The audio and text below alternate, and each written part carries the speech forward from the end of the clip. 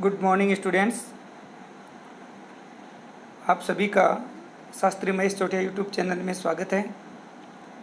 आज का यह video recording class 7th Sanskrit विषय का रुचिरा बुक से चैप्टर नंबर 4 चतुर्थः पाठः हास्य बाल कवि सम्मेलनम से बनाया जा रहा है, जो कि आपको हिंदी अर्थ समझने के लिए बहुत ही फलदायी लाभदायक होगा। तो वीडियो शुरू करते हैं हिंदी अर्थ का। तो आप अपने चैप्टर चतुर्थ पाठ के साथ बने रहिए। विविध वेशभूषाधारिणः चत्वारः बालकवयः मंचस्य ऊपरी उपविष्टा सन्ति। विविध वेशभूषाधारिणः, विविध यानी कई प्रकार की, वेशभूषा यानी ड्रेस पोशाक, धारिणः मतलब पहने हुए, चत्वारः मतलब चार, बाल कवयः बालक हैं जो कवि, मंचस्य ऊपरी मंच के ऊपर स्टेज के ऊपर, उपविष्टाः बैठे हुए, संति हैं मतलब कई अलग अलग प्रकार की ड्रेस पोशाक पहने हुए चार बाल कवि, छोटे बच्चे जो कवि बने हुए हैं, वो स्टेज पर मंच पर बैठे हुए हैं।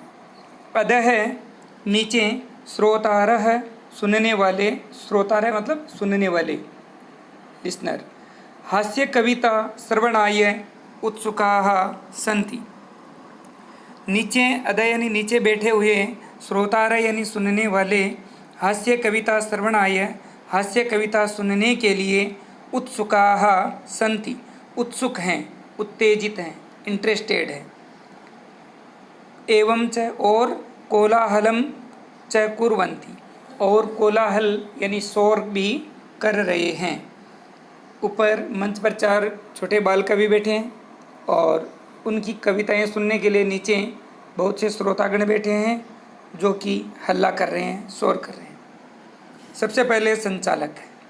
संचालकः अलम कोलाहलेन, बस करो, कोलाहल यानी शोर, शोर मत कीजिए, आवाज़ मत कीजिए, हल्ला मत कीजिए। अद्य आज, परम बहुत ही, हर्षस्य अवसरः है खुशी का मौका है, यत यानी कि, अस्मिन् कवि सम्मेलने इस कवि सम्मेलन में, कवियों का जो सम्मेलन है कवि सम्मेलन यानी उसमें बहुत सारे कवि आए हुए हैं। काव्यहंतारः काव्य को नष्ट करने वाले, काल यापकाश्चय, चय का मतलब होता है और, काल यापका मतलब समय को बर्बाद करने वाले, भारतस्य भारत के, हास्य कवि धुरंधरा हास्य कवियों में जो श्रेष्ठ हैं, जो अग्रणी हैं, ऐसे समागताः बहुत से कवि आए हुए हैं। यानी कि यह कवि सम्मेलन जिसमें काव्य को नष्ट करने वाले, समय को बर्बाद करने वाले, भारत के ऐसे हास्य कवियों में जो श्रेष्ठ कवि हैं, वो सभी कवि यहाँ पर आए हुए हैं। यही आइए करतल ध्वनिना, करतल यानी हथेली और ध्वनिना मतलब आवाज़ से, अर्थात तालियों से, वयम हम सब, एतेषाम इनका, स्वागतम स्वागत, कुर्मः करते हैं। आइए हम सब इनका तालियां बजा करके स्वागत करते हैं। गजाधर है। अब गजाधर नाम का कवि है, वो बोल रहे हैं, सर्वेभ्यो अरसिकेभ्यो नमो नमः। सर्वेभ्यो मतलब सभी, और ये जो एक ऐसा दिख रहा है बीच में, इसको अवग्रह चिन्ह बोलते हैं। तो इसको बोलने में अ बोला जाएगा, जबकि इसको लिखने में एस टाइप में खंडाकार अवग्रह चिन्ह लिखा जाएगा।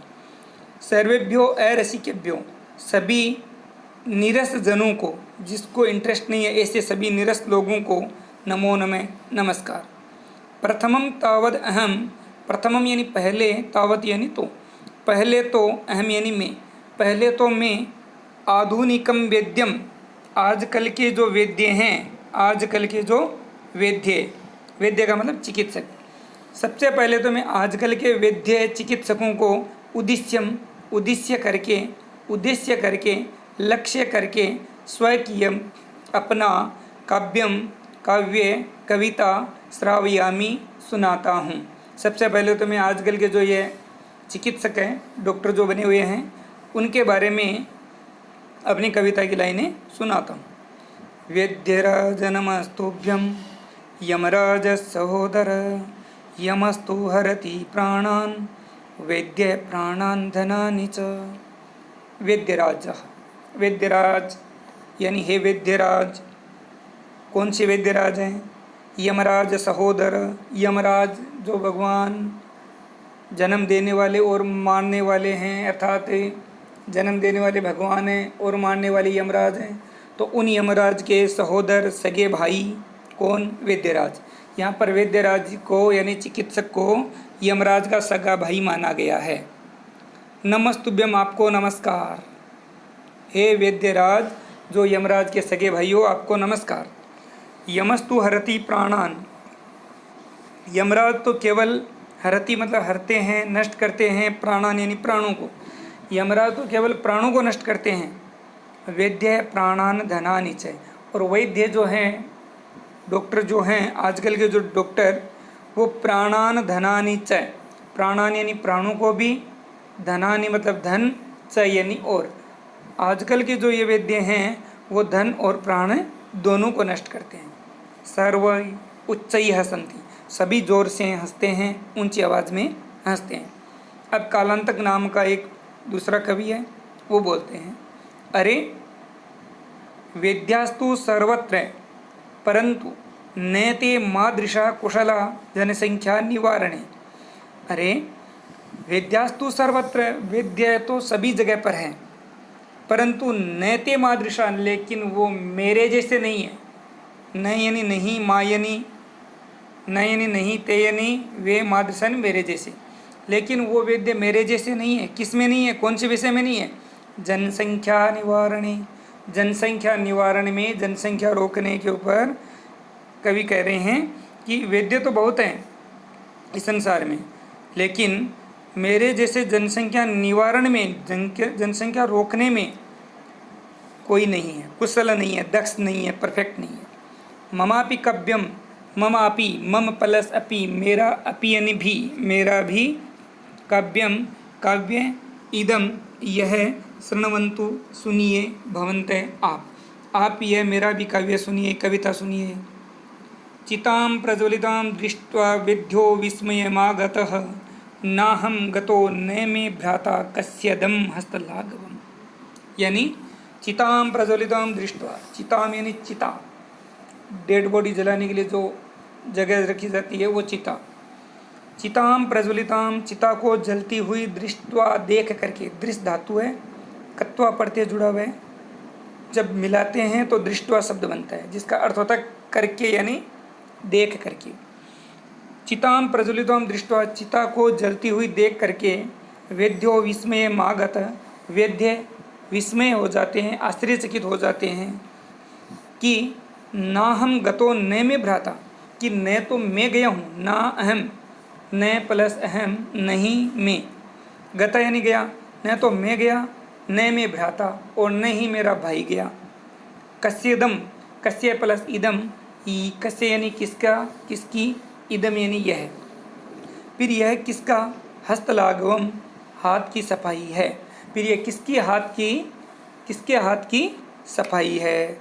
यानी चिता को जलती हुई देख करके विद्या जी आश्चर्यचकित हो जाते हैं और कहते हैं कि अभी न तो मैं मरा हूँ और न ये विद्यराज का जो भाई है यमराज वो, तो फिर ये किसके हाथ की सफाई है। इस प्रकार से सर्वे पुनः हसन्ति, फिर से हंसते हैं। अब तुंदिल नाम का एक कवि और है, वो आता है, तुंदस्य ऊपरी हस्तम वर्तयन, अपने तोंद पर, पेटू जिसको बोलते हैं, मोटे पेट पर हाथ फेरते हुए, हाथ घुमाते हुए, तुंदिलो हम भो, हे मैं तो तुंदिल, मोटे पेट वाला हूँ, पेटू हूँ।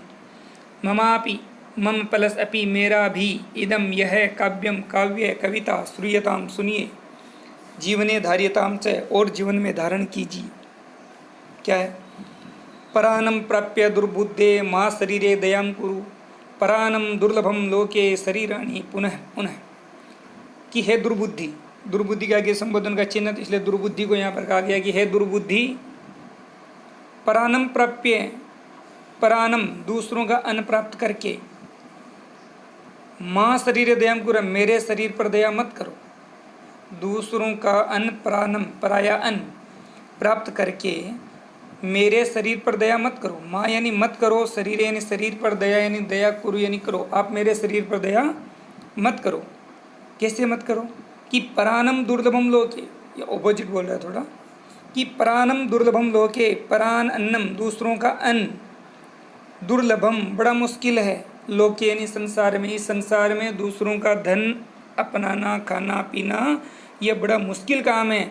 लेकिन शरीराणी पुनः पुनः, लेकिन शरीर तो मनुष्य का नहीं तो दूसरा, लेकिन ये शरीर तो बार बार मिलते रहेंगे, लेकिन ये पराया अन्न बार बार नहीं मिलेगा। इसलिए हे दुर्बुद्धि, आप पराया अन्न प्राप्त करके मेरे शरीर पर इस प्रकार की दया कृपा मत करो। सर्वे पुनः अट्टहासम गुर्वन्ति, सर्वे यानी सभी, पुनः यानी फिर से, अट्टहासम यानी मजाक हंसी, कुर्वन्ति करते हैं। चारवाक, अब एक कवि और है जिनका नाम है चारवाक। सिद्धांत ये आम आम, आम का मतलब होता है हाँ हाँ। शरीरस्य पोषण है, शरीरस्य पोषणम सर्वथा उचितम एव है। शरीर का पोषण करना, शरीरस्य शरीर का पोषणम पौष्टिकता प्रदान करना, सर्वथा यानी हमेशा ही, उचितम एव यानी सही है। अपने शरीर की देखरेख करना, शरीर को मजबूती प्रदान करना, यह हमेशा से सही है। यदि धनम नास्ति, यदि धन नहीं है, तदा तब ऋणम कृत्वा, ऋण करके, कर्ज लेकर के, उधार लेकर के, पौष्टिकः पदार्थः, पौष्टिकता युक्त पदार्थ जिसमें ताकत हो, अच्छे गुणों वाले पदार्थ ही भोक्तव्यम खाने चाहिए। अगर अपने पास में धन नहीं भी है ना, तो भी हमें अच्छे जो ताकत जिससे बनती है ऐसे पदार्थों को हमें खाना चाहिए। तथा कथयति चारवाक कवि, उसके बाद में चारवाक कवि कहते हैं यावत् जीवेत सुखम जीवेत ऋणम कृत्वा धनम पिबेत, कि यावत् जीवेत, यावत् यानी जब तक, जीवेत यानी जीना है, जब तक जीवित हैं सुखम जीवेत, सुखपूर्वक आनंद पूर्वक प्रेम पूर्वक जीवे, अर्थात मजे से जिए। और ऋणम कृत्वा घृतम पिबेत, ऋणम कृत्वा कर्ज लेकर के, उधार लेकर के, घृतम यानी घी पीना चाहिए।